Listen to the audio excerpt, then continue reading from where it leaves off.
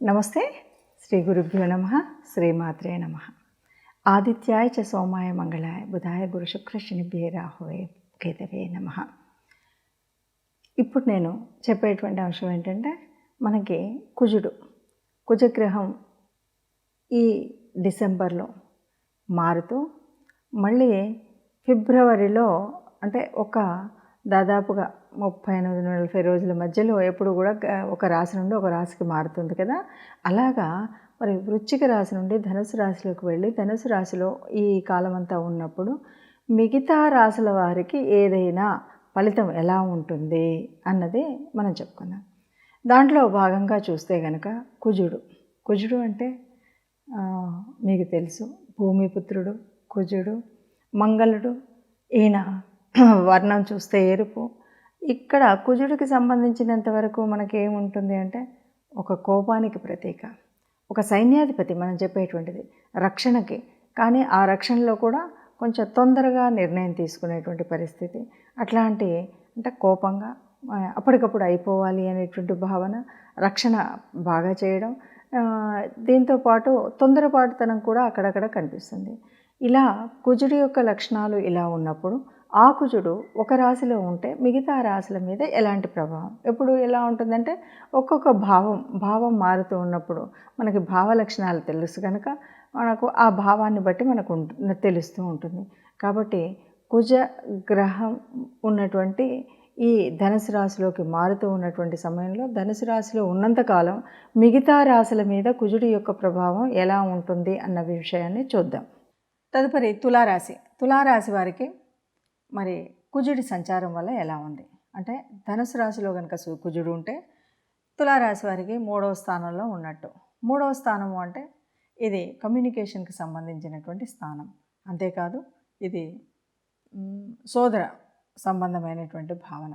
అంటే కుజుడు ఏంటి, తొందరపాటుతనం, గబగబా మాట్లాడడం, ఏదొస్తే అది మాట్లాడడం, ఇలాంటివి చేస్తూ ఉంటాడు.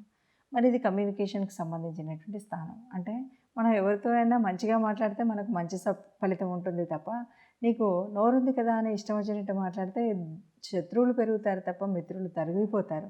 కాబట్టి ఈ కమ్యూనికేషన్ అంటే మనం ఏ పని చేయాలన్నా, ఏది నెరవేర్చుకోవాలన్నా, ఏ పని సాఫల్యం పొందాలన్నా, సరిగ్గా ఆ పని సఫలీకృతం కావాలన్నా మనం మాట్లాడేటువంటి మాటను బట్టి ఉంటుంది. కాబట్టి ఇక్కడ మీరు చేయాల్సినటువంటిది ఏంటంటే, ఏ పని సాధించాలన్నా సరిగ్గా మాట్లాడడం అనేటువంటి విషయాన్ని కనుక మర్చిపోయినట్టయితే అన్ని విషయాల్లో కూడా సవ్యంగా ఉంటుంది అని చెప్పచ్చు. ఇక అలాగే మీకున్నటువంటి సోదరులు, మీకంటే చిన్నవాళ్ళు ఎవరైతే ఉన్నారో వారితో మాట్లాడేటప్పుడు జాగ్రత్తగా ఉన్నట్టయితే వారితో విరోధం కలిగేటువంటి అవకాశం ఉండదు. లేదంటే 3వ భావం మనకంటే చిన్నవారైనటువంటి సోదర భావం. కాబట్టి ఈ సోదర భావంలో కుజుడు ఉండడం వల్ల, కుజుడు ఉన్నాడు అంటేనే దుడుకుతనము, కొంత కోపిష్టితనము, తొందరగా మాట్లాడేటువంటి భావన ఉంటుంది. కాబట్టి జాగ్రత్తగా మాట్లాడితే మంచి జరుగుతుంది.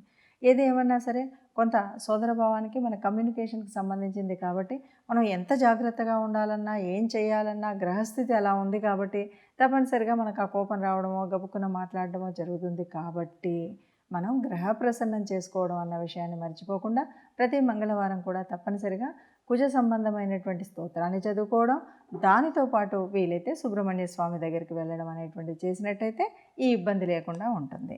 ఇప్పుడు మనం విన్నదాన్ని బట్టి ఈ రాశులకు కుజుడి యొక్క ప్రభావం ఇలా ఉంటుంది అని తెలుసు. కాబట్టి తప్పకుండా మనం చేయవలసినటువంటి కొన్ని పరిహారాలు చేసుకున్నట్టయితే ఈ కుజుడు ధనుసు రాశిలో ఉన్నంతకాలం మనం హాయిగా ఉండొచ్చు అని చెప్పడానికి కొన్ని, ముఖ్యంగా నవగ్రహ మండపానికి వెళ్ళినప్పుడు కుజ గ్రహానికి సంబంధించినటువంటి కుజుడి దగ్గర దీపం వెలిగించడం, అలాగే కుజుడికి సంబంధించినటువంటి స్తోత్రాన్ని చదువుకోవడం, ఈ రెండు చేయడంతో పాటు తప్పనిసరిగా ఇది కూడా వీలైనంత వరకు మంగళవారాలు చేయడం మంచిది. మంగళవారం కుజుడికి సంబంధించినటువంటి రోజు. మనం ఆ రోజు వీలైతే ఎర్రటి వస్త్రాలు ధరించడం, అలాగే కుజుడిని పూజించేటప్పుడు ఎర్రటి పుష్పాలతో పూజించడం. ఇక బయటకు వచ్చిన తర్వాత మనం ఎవరికి ఏది దానం చేయాలన్నా ఎర్రని వస్తువులు, ముఖ్యంగా కందిపప్పు దానం చేయడం అన్నది ముందు నుండి మనం చూస్తున్నటువంటిది. అంతేకాకుండా ఎర్రని ఫలాలు, ఎవరికైనా పళ్ళు అంటే పప్పు దానం చేయట్లేదు, పళ్ళు దానం చేస్తున్నామంటే ఒక ఎర్రపు రంగు ఉన్నటువంటి పండ్లని మనం దానం చేయడం. ఎవరికైనా వస్త్రం పెట్టాల్సి వస్తుంది, ఇంటికి వచ్చిన వాళ్ళకి ఒక బ్లౌజ్ పీస్ పెడుతున్నాం అనుకోండి, అది కూడా ఎర్రటి వస్త్రం. లేదా ఎవరికైనా దానమే చేస్తున్నాం అనుకోండి, ఎరుపు రంగుకు సంబంధించినటువంటి వస్త్రాలని పెట్టడం. వీటితో పాటు గోశాలకు వెళ్ళడం, గోశాలలో మనం గోమాత సేవ చేయడం కాకుండా గోమాతకి గ్రాసాన్ని అందించడం అనేటువంటివి కనుక చేసినట్టయితే మనకి ఈ దోషాలన్నీ పోతాయి. ఇవేవి నా వల్ల కాదు అనుకుంటే కనీసం మంగళవారం సుబ్రహ్మణ్య స్వామి దగ్గరికి వెళ్ళి సుబ్రహ్మణ్య స్వామి ఆరాధన లేకపోతే అభిషేకం చేసుకున్నట్టయితే, లేదా సుబ్రహ్మణ్య స్వామికి స్తోత్రం చదవడం, లేకపోతే ఆయనకు సంబంధించినటువంటి దేవాలయానికి వెళ్ళి మీకు ఏ స్తోత్రం ఏది రాదు అంటే నమస్కారం చేస్తే ఆ కుజుడి వల్ల వచ్చేటువంటి ఏదైనా చెడు ఉంటే, ఆ దోషం ఉంటే ఆ దోషం తొలగిపోయి మనకు ఈ 40 రోజులలో ఎలాంటి చెడు జరగకుండా ఉంటుంది. ఇది గుర్తుపెట్టుకొని తప్పకుండా మనకి గ్రహాలు ఏవి కూడా మన మీద కోపం పెంచుకోవు. ఏ గ్రహం కూడా కోపాన్ని కాదు, మనకున్నటువంటి పూర్వపుణ్య ఫలితమే ఇక్కడ అనుభవిస్తాం. కాబట్టి అది దృష్టిలో పెట్టుకొని గ్రహాల అనుగ్రహం కోసం తప్పనిసరిగా మనం గ్రహ ఆరాధన చేయడం అన్నది మర్చిపోకుండా ఉంటే సుఖంగా ఉంటాము. విన్నారుగా? మరి ఇప్పుడు ఇలాంటి గ్రహస్థితి ఉన్నప్పుడు, గోచార పరిస్థితుల్లో ఇలా ఉన్నప్పుడు, మన జన్మజాతకంలో ఎలా ఉన్నప్పటికీ ఈ పైన కనిపిస్తున్నటువంటి ఇప్పుడు తిరుగుతున్నటువంటి గ్రహాల స్థితిగతిని బట్టి, గ్రహాల దృష్టిని బట్టి, గ్రహాల కలయికని బట్టి ఈ 15 రోజుల వరకు ఎవరికి ఎలా ఉంటుందో చూసాం. అంటే దీన్ని పూర్తిగా ఇలాగే మాకు జరుగుతుంది అనేటువంటి భావన కాకుండా, మనకు జన్మజాతకంలో ఉన్నటువంటి గ్రహాల యొక్క స్థితి ఎలా ఉంటే దానికి అనుగుణంగా దీన్ని కొంత మనం తీసుకుంటూ ఉంటాం. మనకు నిజంగా మన జాతకంలో ఉన్నటువంటి కలిసి వచ్చే యోగించే గ్రహాలు ఏవి ఉన్నాయి ఏంటి అన్నది కూడా కొంత పనిచేస్తుంది. కాబట్టి పూర్తిగా అయితే కాదు, కానీ కొంతవరకు ఈ గ్రహస్థితి ఇలా ఉన్నప్పుడు మనకి ఇలాంటి ఫలితాలు వస్తాయి అన్నది మాత్రం తెలుస్తుంది.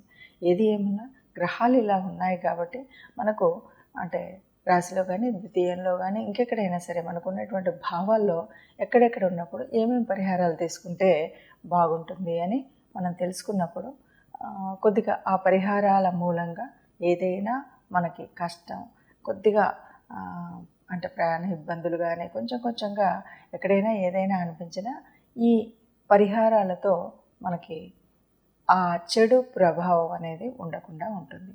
అందువల్ల మనం అందరూ కూడా సుఖంగా ఉండాలని భావించేటువంటి భావనే అయినప్పటికీ గ్రహశాంతి అనేటువంటిది, ఎందుకంటే మనం గ్రహాల యొక్క అనుగ్రహం మన మీద ఉండాలి, దేవతల యొక్క అనుగ్రహం ఉండాలి. కాబట్టి తప్పనిసరిగా ఎవరైనా ఏదైనా తమ యొక్క ఇష్టదైవాన్ని ఇంటిలో వెలుపును నిత్యం ప్రార్థించినట్టయితే ఈ ఇబ్బందులు ఏవి ఉండవు. అందరం సుఖంగా ఉండాలి, అందరూ ఉండాలి, అందులో మనం ఉండాలని భావిస్తూ సర్వే జనా సుఖినో భవంతు.